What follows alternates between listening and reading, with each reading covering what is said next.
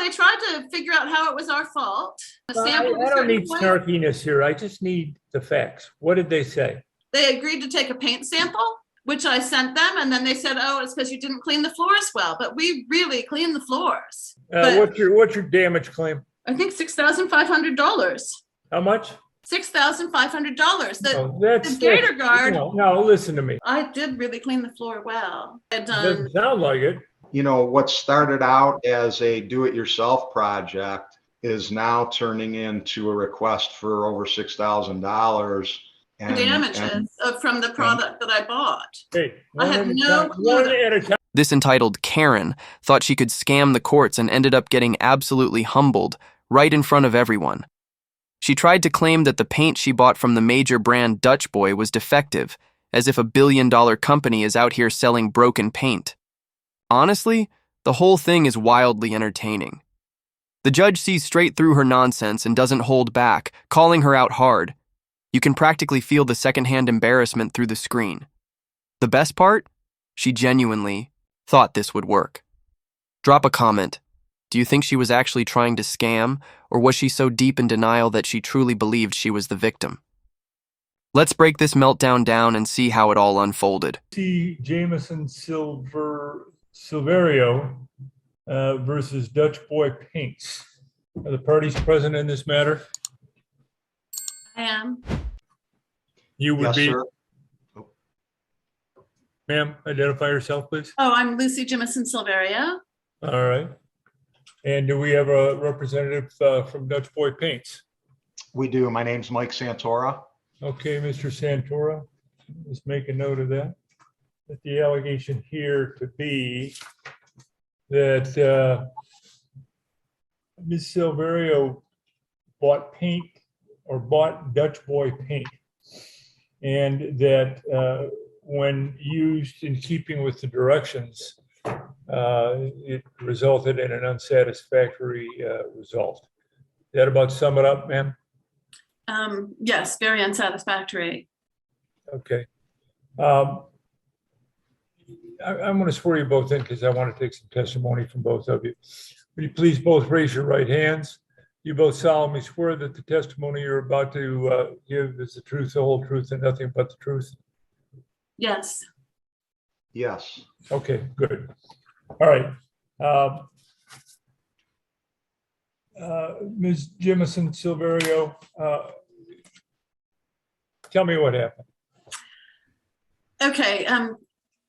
We live in a sort of a concrete block cottage on a lake that had been my mother's. And she painted the floor probably, about 27 years, no, less than that, 21 years ago. And then I repainted it after 10 years with the same paint that she bought. That was just like a brown. And then we moved into the cottage. Is it literally the same paint 20 years later? No, it's about 10 years later. It was the paint that she had. And it wasn't the Dutch Boy paint. It was another paint. Okay. And it lasted really well for 10 years. I'm jumping ahead. You go ahead. It lasted pretty well for 10 years. And then we repainted it. I repainted it myself like 10 years later because it was a little bit scuffed. And it looked good for a long time, but I felt like it wasn't looking good and I wanted to repaint the floors because, we were living here. And I know that she bought that paint at some place like Big Lots, but I bought Dutch Boy because I thought, oh, that's a really good brand and that paint is going to last.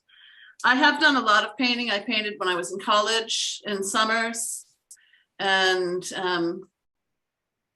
I've renovated 4 houses. I've never done so much work and had such a bad outcome as this paint that I bought from Dutch Boy that says on the label, tough, durable coating, resist fading, weathering, scuffing, ideal for porches and floors. And I contacted Dutch Boy afterwards and they said they would cover the 2 gallons of paint and give me $100. But I had bids. The only place that I could find, I was hoping when they heard what happened that they would come and repair it somehow, because you can't paint on top of a paint that's like that. What's wrong with it? What's wrong with the paint? It doesn't stick to the floor. It has bad adherence. I couldn't believe it. we painted the floor. I had to argue with my husband to get him to agree to do it. He's like, oh, we were traveling to California.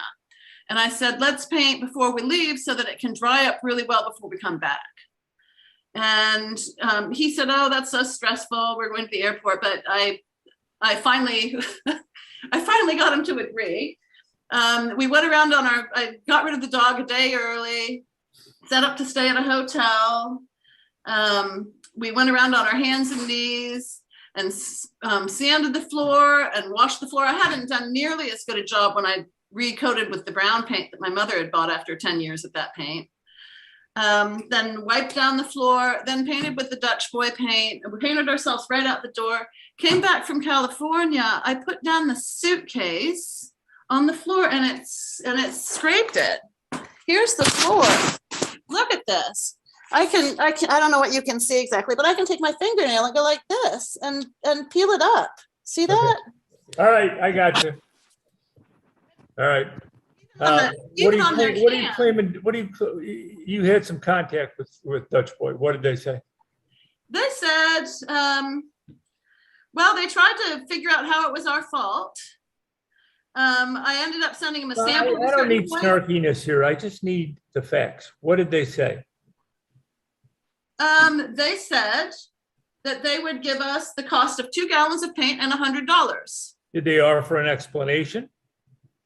They said that it wasn't their responsibility, kind of, and then they agreed to take a paint sample, which I sent them, and then they said, oh, it's because you didn't clean the floors well, but we really cleaned the floors. I'm sure you guys scrub paint better than Olympic athletes at this point. But seriously, Dutch Boy Paints is literally a subsidiary of Sherwin-Williams. That means they've got billion-dollar backing and actual lab coat-wearing scientists making sure their paint doesn't peel, melt walls, or summon any kind of home renovation demons. So the fact that they even offered this lady a refund, that's a win. Most companies would have ghosted her faster than a bad Hinge date. But no.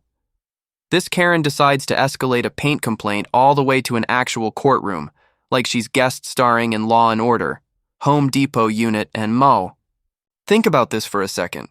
Your biggest life crisis is paint on a wall, and your solution is to sue a massive corporation? This cannot be real. But just wait. She's about to go full rage mode in... Even on this gallon of paint, that I never returned the paint to Menards where I bought it, because I thought maybe they'd want the paint, because you don't want to sell a floor paint that doesn't adhere. When did you buy the paint? About a month before or 3 weeks before I bought painted the floor. Okay, and when was that? This was painted last May. Last May, a year ago now. Okay. I mean, I've been trying to figure out how to fix it. Okay. And I put in a link. I put 3 bids that I've got for the floor. I really don't want to go to plastic laminate.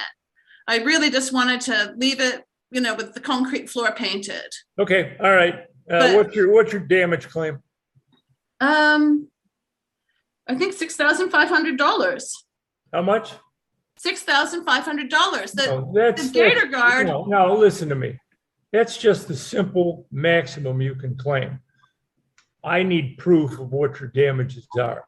Okay, look at the link. You can't just throw out a number and say, "Oh, those are my damages." No, those are. Did you see the link of the bids that I got? I'm just asking you a very simple question. The amount of your damages and how you calculated them. I calculated my damages by the amount that it would cost to have something done to the floor that doesn't look horrible. My floor looks horrible. Do you have estimates from painters? Yeah, one is a painter, because they said they'd have to take all the paint up.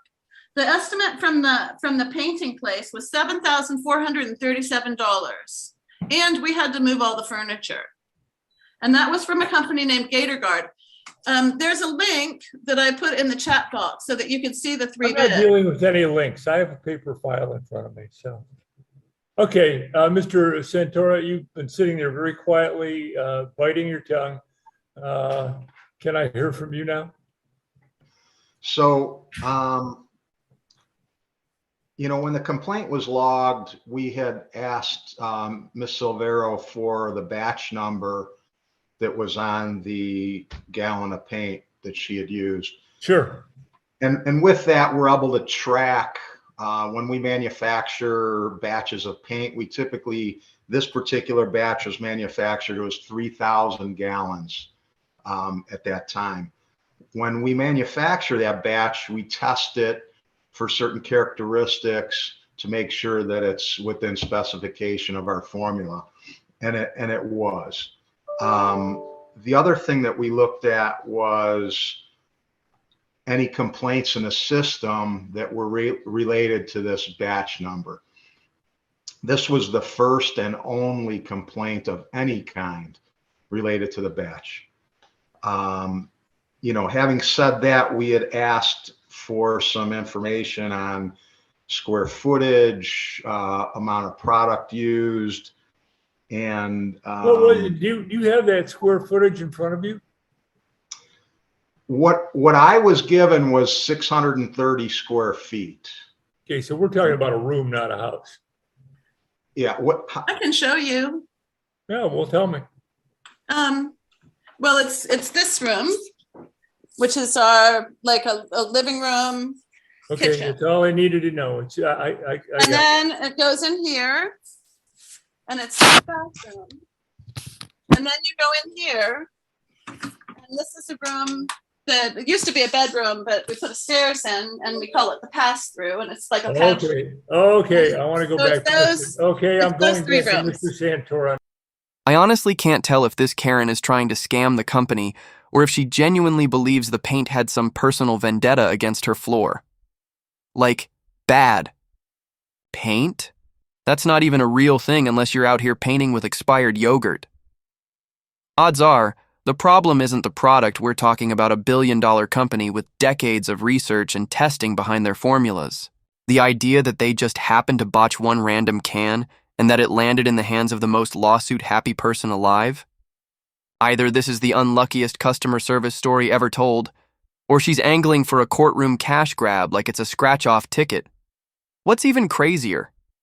There's no law that says a company has to refund you because you felt emotionally wounded by paint.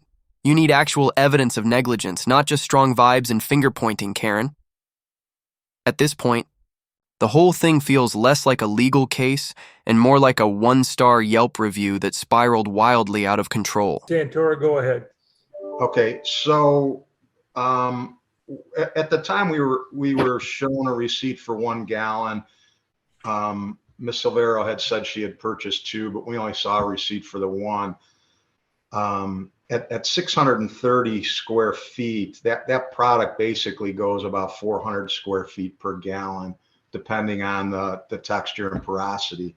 So it seemed to us at the time that there was some under application, but the main culprit here was when we got the peel samples and viewed it under a microscope. The underside of the sample was full of contamination, loose concrete, sand, paint from another application. And, you know, one of the main things when it's in the directions, you know, this type of product has to be applied to a sound, clean, dull, and dry surface. Are those directions contained on the paint container? They are. They Okay. are. And so, you know, just like a medical examiner examining a dead body and determining cause of death, this is a similar situation. We could look at the backside of a sample and it can tell us a multitude of things. It could tell us how smooth that surface was, how clean that surface was, and how sound that surface was. You know, paint needs a sound, clean surface in order to adhere. And what we're seeing here doesn't show us that.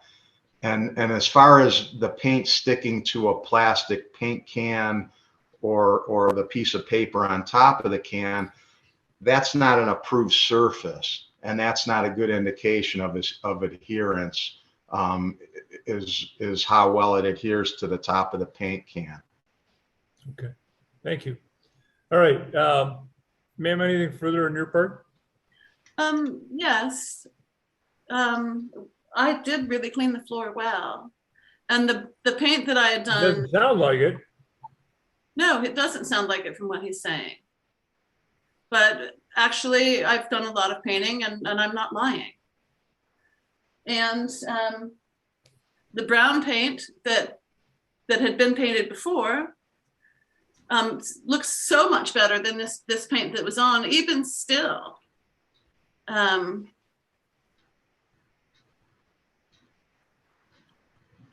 It's Okay. I mean, we Anything really further? did clean the floor. The previous paint that we used, that was that my mother had bought, was a cheap paint that held up much better than this Dutch Boy paint, and it Okay, I kept the gallon so that they could all test right, it. all right. None of that is pertinent to what I'm deciding. Okay, anything further from either one of you? Yeah, I just wanted to add that, what started out as a do-it-yourself project for either $30 or $60 worth of product that was purchased is now turning into a request for over $6,000. Damages from the product that I bought. Hey, I had no clue one that- at a time. Go ahead, Mr. Santora. And so based on our examination of the samples and the facts, we just don't feel that's a very reasonable solution at this point. Okay. All All right. Okay, I'm ready to rule on this matter. This is a civil matter. The party seeking to win the case has to prevail by a preponderance of the evidence. I've got two credible witnesses here who have given me conflicting testimony. And without further evidence, I'm not in a position to declare that either side has prevailed by a preponderance of the evidence. Having said that, what that means is judgment will be in favor of the defendant and not the plaintiff, because the plaintiff has not prevailed on her burden of proof. All right, thank you. Oh, don't forget, you can appeal within 7 days. I think you should help people with that poor woman with her car. She had to take time off work.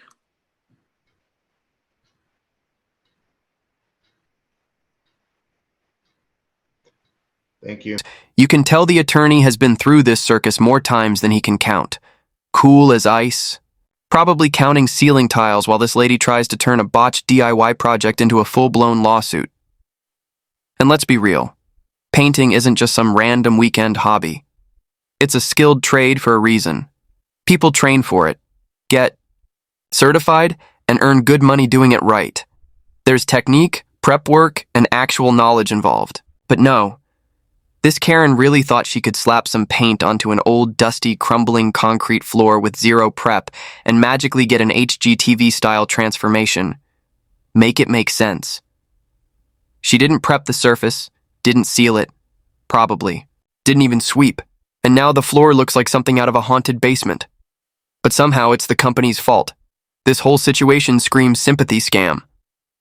Either she's trying to squeeze money out of the company, or she's genuinely delusional enough to believe she deserved a payout for her own DIY disaster.